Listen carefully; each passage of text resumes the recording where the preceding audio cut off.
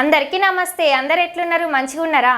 తెలంగాణ పల్లె పదాలు ఒక్కొక్కటి ఆరి ఒడిసి పెట్టి అందమైన పాటగా మలిచి అందరి హృదయాలను ఇట్టే హత్తుకునేలా ఉన్నది గీ పాట 5 నెలల క్రితం పార్ట్ 1 రిలీజ్ అయింది. 1 కోటి మందికి పైనే చూసిళ్ళు. అయితే ఇప్పుడు పార్ట్ 2 కూడా వచ్చింది. ఏం పాటని అనుకుంటుర్రా?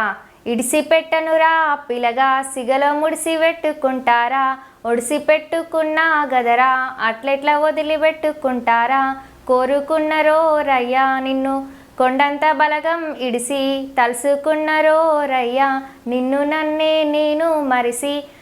గిట్లా వాడిన జరేమనుకోకుర్రి. ఒక అమ్మాయి తనలో దాచుకున్న ప్రేమని ఈ విధంగా చూపించుడు గిది మొదటిసారి కావచ్చు. ఈ పాట రాయేని అవ్వ అనే మాటతో మొదలవుతుంది. తెలంగాణలో బావపై మరదలుకున్న ప్రేమను అక్షరమాలగా అల్లినట్టున్నది పాట. గట్లనే మీకు ఇంకో మాట కూడా చెప్పాలి.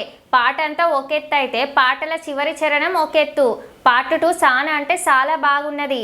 పార్ట్ 2 కూడా 3 వారాల 10 లక్షల మందికి పైనే చూసిళ్ళు. పాట చాలా బాగున్నది. జీవితమే పాటగా రాసినట్టున్నది. మౌనిక అక్కల కొత్త కోణంగా అనిపించింది. యాక్టింగ్ కాదు, జీవించింది. అక్క నీ పాటకి 10,000 వందనాలక్క. ఈ పాటలోని ప్రతి అక్షరాన్ని అర్థవంతంగా అమర్చిపెట్టిన నీ మేధస్సుకు 1 కోటి వందనాలు. నువ్వు సూపర్గా రాసి సూపర్గా వాడినవక్క. నీ యాక్టింగ్ కూడా చాలా బాగున్నది.